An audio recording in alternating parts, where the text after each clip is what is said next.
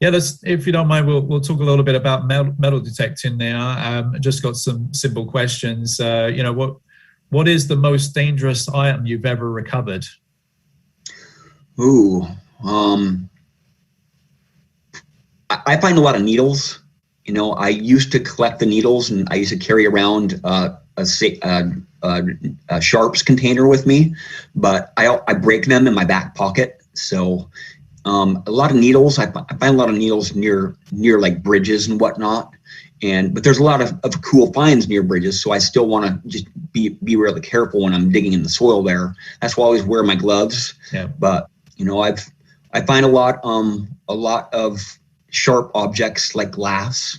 A lot of those bottle caps still have the glass in them, so I'm really careful when I'm digging in the soil with my hands. I do have gloves, but Jim, a couple of years ago, Jim was scraping in the soil and he ripped his hand apart with some glass there, and he wasn't able to detect for a couple of weeks, and he was really bummed out about that. But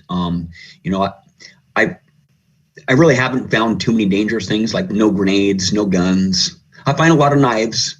Yeah, yeah, yeah. Very good. What would be? Do you recall your oldest item that you've discovered historically, I guess? I have found Roman coins in my city here, but they were probably just collectibles, that somebody dropped out of their pocket or, lost. But I've found my first find with my V3i. Let's see, was it my 6-inch concentric coil when I first got my new V3i. I got an 1854 seated Liberty quarter about 1.5 inches deep at the state fairgrounds. That's one of my older silver coins, but no reals, no silver dollars. There's really not much glory in my area. My area isn't really old place. 1840s, 1850s. That's when the pioneers started coming over here. But there's a lot of farmlands, out there, that haven't really been metal detected, and I have them pinpointed on the maps. And I just need to get some more permissions here.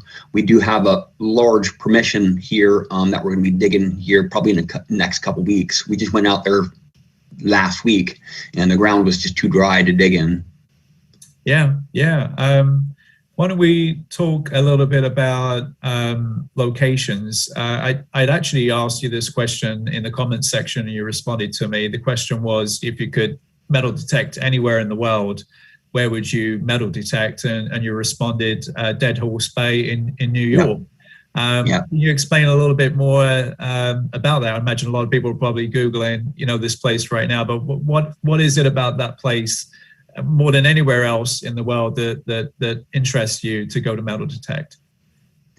It's the history of it and a challenge. I really like a challenge. Anybody can go out there in the parks and in the schools and smack out a bunch of coins and deep relics.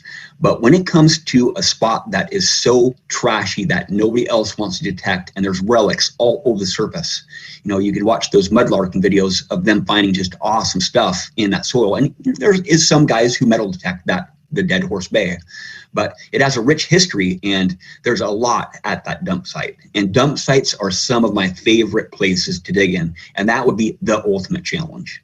Yeah, yeah. I saw a video just the other day where you'd found a horseshoe, and you was extremely excited about that. It'd been a while since you found one, so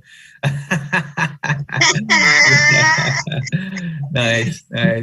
Yeah, very good. If you imagine a world where maybe you'd never discovered metal detecting, what other hobbies would you have seen yourself throwing yourself into as passionate as what you've done with metal detecting? Probably painting. Yeah, I really like painting. Yeah, that's cool. Any in particular type of painting? Would it be some kind of acrylic? Acrylic. Yeah, very good. With regards to just like learning about the hobby, is there any books that you've come across on the craft of metal detecting that you read and you thought, wow, that's been really helpful for me? Not really. I don't really do much reading, because reading is taking away from my metal detecting time. You can really learn a lot from metal detecting if you just do it, right? Yeah. Every machine is different, and everybody likes different settings. Everybody likes different detectors. Everybody likes different coils. Everybody likes different frequencies. Everybody likes different locations. Like yesterday, Jim and I went to the beach, and we got out there. We were like the whole way there, Jim were like, oh man, I'm not going to like this. Oh, I'm not going to like this. We were kind of dreading going to the coast, but everybody else was going to the coast, and it was a low tide, the lowest of the month. And we get out there, Jim just goes down the stairs and he walks right back up the stairs and he gets in, he says, screw that. And I go out there, well, we drove an hour and a half here, got to do something, right? So I get out there for about 8 minutes and I got a couple coins and I called it quits. It was really rainy, really windy. The soil was, or the sand was really wet, so it made it really hard. I was using my Equinox 800, because that's pretty much, I would have the best luck with my Equinox 800 because I know it does really good on the coast. But I'm just not, I'm not a digging in sand type of guy, and I respect that. Everybody has their places that they thrive at, and just the coast really isn't for me. I like digging in the trash. Where there's junk, there's always treasure. Yeah, absolutely. With regards to, the technology, you've obviously been around metal detecting for a while now. Where do you see the direction of technology going? I mean, obviously we've got new products that are coming out every year. The Simplex is a product that you've particularly had a lot of enjoyment with. Is there, do you see where there's a direction going with this hobby when it comes to technology and where it could be in the next 5 or 10 years? Simple and voice recognition. Interesting. Right? Yeah. I can go off a limb here, like drones, like have a drone with like a coil on it and then have another drone behind it digging your target out, right? Yeah. They want it to be easy for the detectorists, That's why the Simplex is such a good machine, because it's so easy to use. It's simple. So we have more time to detect, not pushing buttons, not guessing what it is. If it beeps, just dig it up. Yeah. And with the newer detectors, they're getting more lightweight and they're getting more expensive, right? And you can imagine, that the detectors that are going to come out in the future are going to be fairly cheap, compared to what we've been paying, these $1,000 machines, those days are probably pretty numbered. The new detector that's coming out by Nokia is probably going to be a lot cheaper than the other high-end machines that are coming out. Right. Yeah. I mean, where are you with, your anticipation of that particular product? I know there's been a lot of released information that it's going to be in the same housing as the Simplex. It's going to be multi-frequency. Do you see it being a major rival to some of those higher tier end models like the Deus and the Equinox? Well, only testing will tell that. When the Simplex, before the Simplex came out, I have a friend who actually borrowed that 5-inch coil for the Amphibio. He was a nomad, and he let us use the Simplex for a little while, and we swung it around, and I wasn't really too impressed with it. But that was the first version. That was the kind of the beta version of the Simplex, and I wasn't too impressed with it. And then when the Simplex did come out, my first day I got a V-nickel, right, at a place that's just been beat up. And I started swinging it around for the next few weeks, and I was getting silver pretty much every day.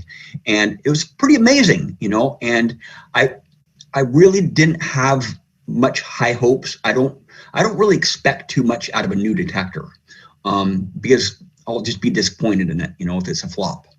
And so I can't really say much for sure about the new machine. I mean, I do know a little bit more than everybody else, but I can't really divulge that information. Yeah. But it's probably going to be a pretty good machine.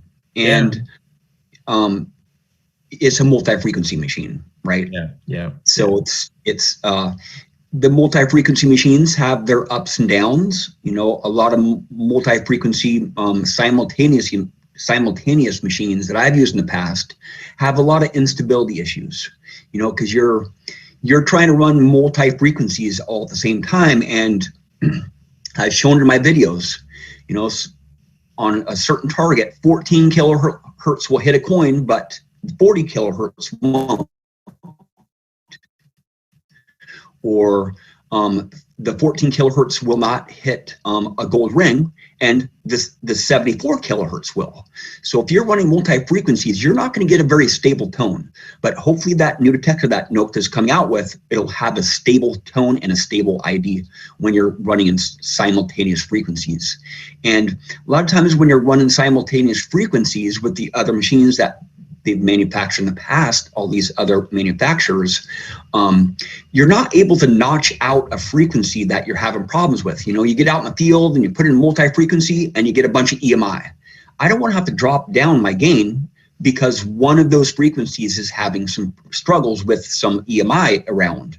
So if they could come out with a detector that you can notch out that frequency in your multi-frequency spectrum that's giving you the problems. So it's basically like a notch feature, a notch frequency feature. So you can eliminate that EMI without having to drop your gain down. Yeah, yeah. So, you know, obviously a lot of your content features, you know, the Simplex as a product. I'd imagine them as a company are very interested in giving you some product when it comes out so that you can kind of pilot it and test it. Can you say if you're demoing the product already, or are you not allowed to reveal that?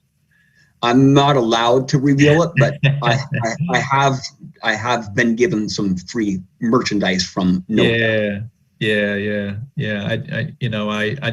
I do know that, you know, you're very genuine when it comes to products, whether it's their flaws or their positives. And I know that, you know, obviously there's not one detector that does it all, right? So, you know, I know that there's ones that they are required for different, you know, situations. You know, obviously you're going through a Deus learning curve right now. You know, where would you say you are? I mean, obviously we're filming this interview, it's almost at the end of May in 2021, and a lot of your videos are featuring the Deus. I mean, where do you feel like you've reached a level of mastery with that product? Oh no, it'll take a while. It'll take a while. I really struggle with it at first because there's just so many settings on there, and when you adjust one setting, you really have to adjust a couple others to balance the metal detector out, and all the modes are just so different. And but there's one good thing about the Deus is you can save that setting and name that setting, and the next time you come to that site, or like on the Deus, I have programs that I have designed for specific coils, right? I have a different program for the X35 9-inch coil than I have for the 5x9 elliptical coil, right? So right when I turn on my machine, I just switch my coil over and I go over to that certain program that I have really been developing. And I've been using the X35 9-inch coil, and it's been performing very, very well. The videos will be out soon here. You know, I have a lot of videos that I've uploaded, but I haven't published yet. I have about 70 of them. So wow. You know, I'm still trying to go through my videos that I've made the last couple weeks, but I usually have about 60 to 70 videos already uploaded. I just have to put a name to them. I have to, you know, see if I have to trim them up a little bit and just post them, publish them. So talking about, you know, your media kind of workflow, obviously you're going out and you're filming a lot of content, you're taking it home, you're kind of processing it. You mentioned that, you know, obviously some of it isn't fit for your channel, so you're deleting it. But, you know, what is your process? There must be so much content flying around. You know, do you have external hard drives that you're managing this all on? You know, you got a laptop, you know, what is your process for, you know, the whole kind of management of content? Well, when I'm out in the field, I usually carry about 10 batteries in my pocket with me for my GoPro camera because they only last about an hour. And I pretty much film all day long. I just press record, film for a few minutes, and then stop the video, change my batteries or do whatever. And then when I get home, I and I have several cards that I carry along with me, just in case if I do have a malfunction on my card. I have some backups with me when I'm out in the field, because it does happen. GoPros, the cards do fail, or you have a little glitch in the card and your whole card has an error on it.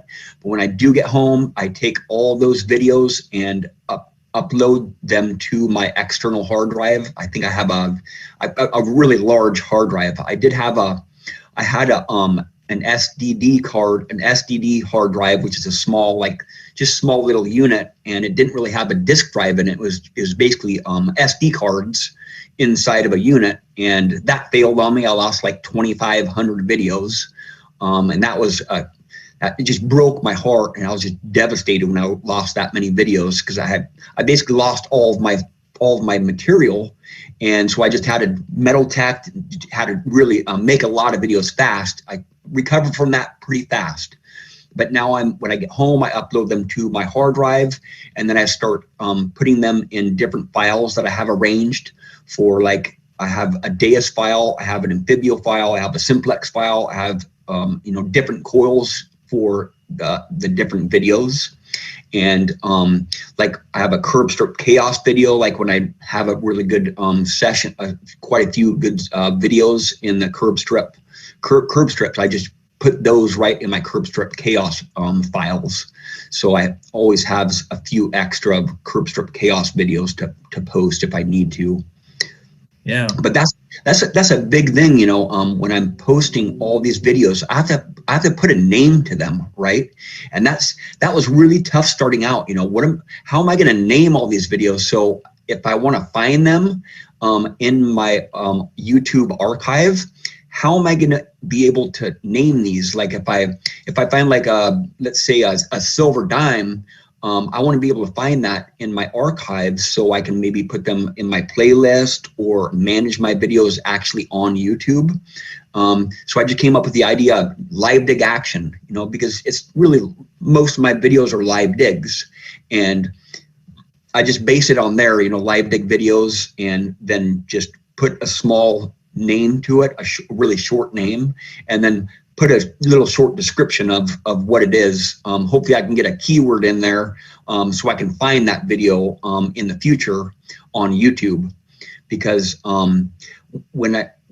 right before I upload the videos to my hard drive, I have to put a name to them so I can come back to that video and know that I'm going to actually upload that video. Like I said, a majority of the videos that I do make, I just delete, because I just don't have the time to edit videos. I just post them how they go,